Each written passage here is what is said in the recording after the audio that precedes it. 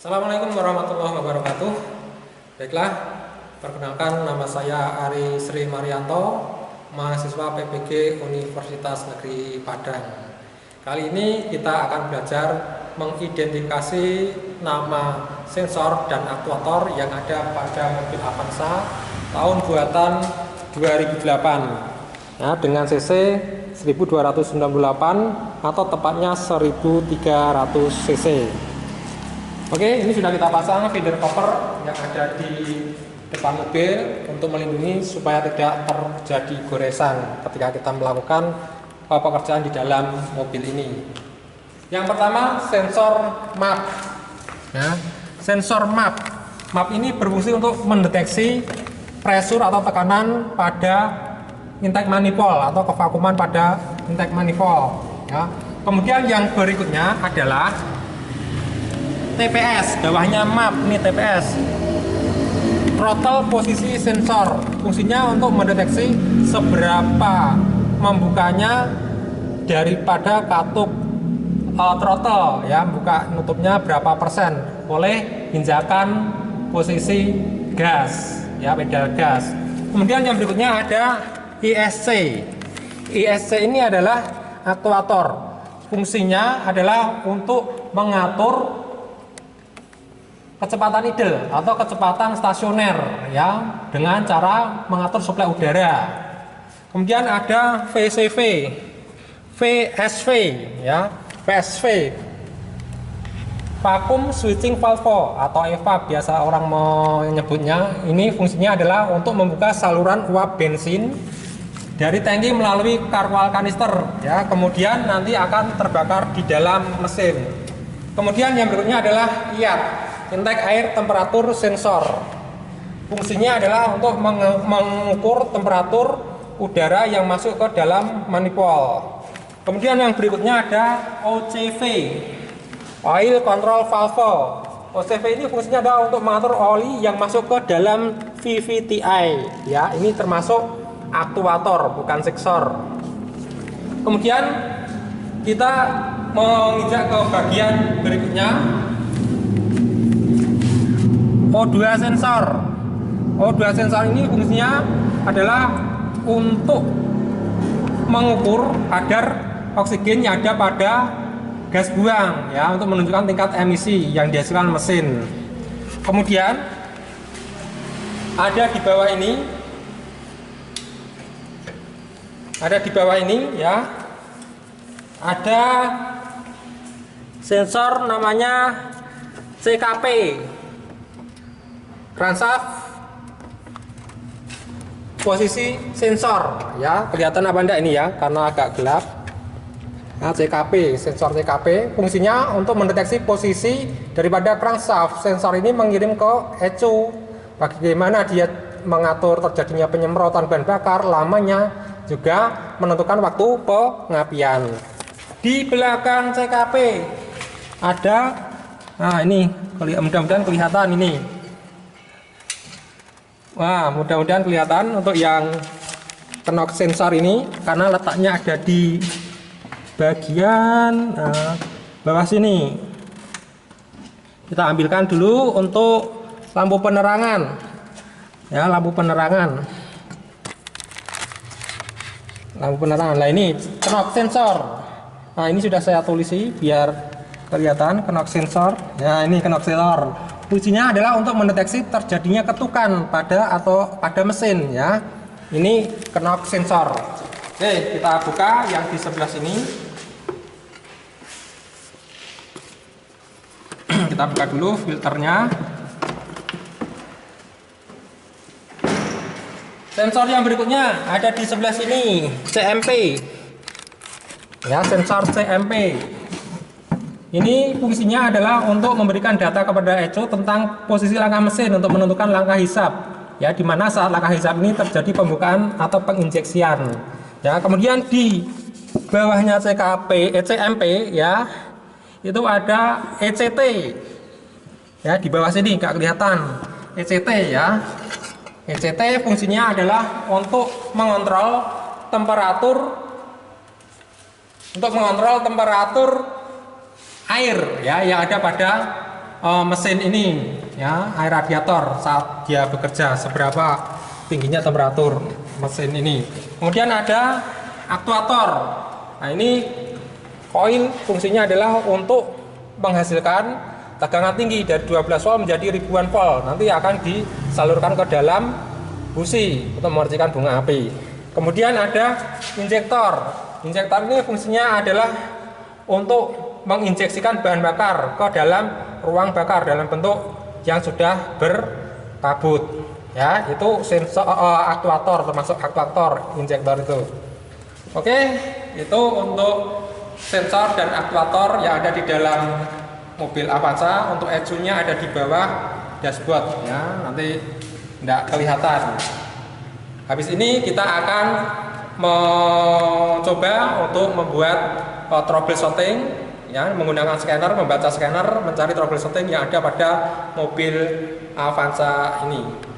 Baiklah, kita akan belajar untuk mendiagnosa menggunakan scanner ya, bagaimana keadaan mobil Avanza ini dalam keadaan normal maupun ada trouble. Menggunakan scanner kita nanti baca keadaan normal seperti apa, keadaan trouble bagaimana, nanti kita bisa membandingkan ya. Sebelum kita melakukan praktek ya, kita tutup dulu untuk seat covernya. Ini untuk melindungi supaya tidak terjadi kotor. Kemudian setirnya sudah kita pasang penutup. Nah, kemudian handrem kita posisikan ngerem ya. Kemudian persneling tuasnya kita posisikan pada posisi netral. Ya, nanti kita akan membaca mesin setelah kita hidupkan ya. Namun sebelumnya kita pasang dulu scanner OBD ya. Di bawah dashboard ini kita pasang ya, kita tancapkan.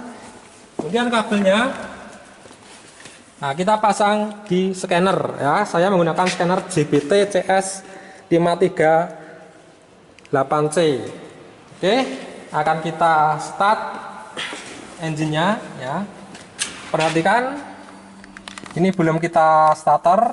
Untuk lampu cek engine-nya masih nyala. Nanti ketika kita starter, mesin menyala. Kalau keadaan normal dia harus mati atau padam lampu cek engine-nya. Oke, gini kita sudah nyalakan mesinnya, cek engine-nya nyala di dashboard. Kemudian kita lihat ya pada posisi normal seperti apa pembacaan pada scanner ya. Kita nyalakan dulu scannernya. Baru loading. Tunggu beberapa saat. Press OK.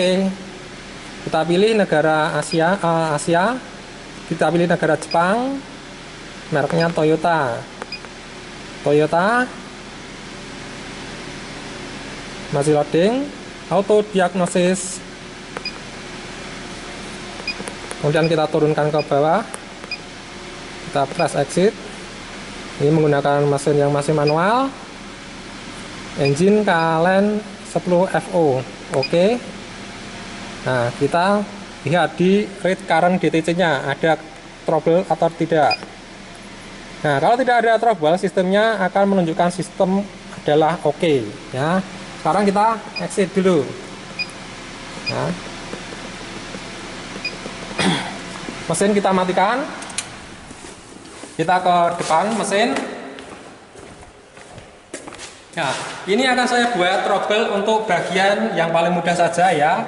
Intake air temperatur sensor. Ini kita cabut saja. Misalkan ini terjadi trouble atau mungkin kabelnya putus, anggap saja seperti itu. Kita cabut ya. Intake air temperatur sensornya. Sekarang kita cek di dalam mesin ya. Oke, kita nyalakan. Nah, ini cek engine. Nanti kalau terjadi trouble dia akan tetap nyala ketika mesin kita hidupkan. Nah, ini cek engine-nya akan nyala ya. Berarti ini terjadi trouble di dalam engine tadi. Oke, kita lihat menggunakan scanner. Nah, dalam scanner nanti akan menunjukkan trouble apa yang terjadi. Nah, kita tinggal lihat exit manual, kemudian Kalen 10FO, kita oke. Read current DTC. Nah, ini ada kesalahan P0110 ya. Kesalahan ini bisa kita baca. Nah, intake air temperature circuit. Nah, ini terjadi malfungsi. Kita cabut tadi ya. Oke, kita akan pasang lagi. Nanti akan kita hapus juga data clearingnya. Kita exit dulu. Oke, kita matikan mesin.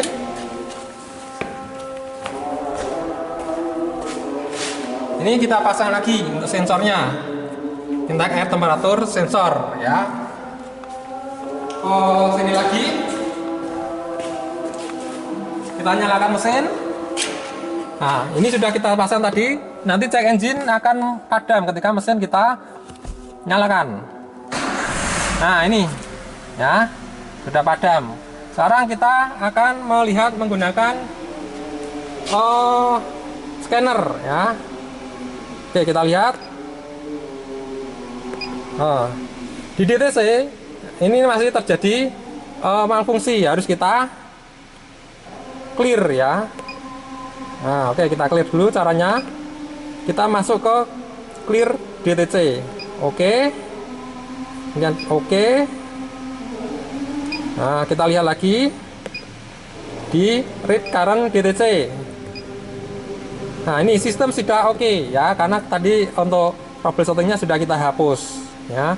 Sekarang kita akan membaca data stream. Exit, read data stream. Nah, read data stream ini akan diketahui ya kinerja dari mesin ini ya. Injektor. Nah, ini standarnya 0,2 sampai 3,50. Ignition advance ya, timingnya. Kemudian engine speed, coolant temperatur, intake air, temperaturnya seberapa. Ya, data-data yang dibutuhkan di dalam engine ini sudah tertera di dalam scanner ini ya, sudah komplit ya, termasuk throttle position ini 0% karena pedal gas belum saya injak ya. Coba kita injak ya, nanti akan berubah. Nah, ini akan berubah, injakannya berapa persen. Nah, ini posisi throttle-nya berubah ya. Kemudian ada physical speed ya, dan masih banyak lagi data-data yang bisa kita dapatkan ketika kita menggunakan scanner ini untuk membaca data streamnya ya. Oke, kita exit untuk scannernya ini.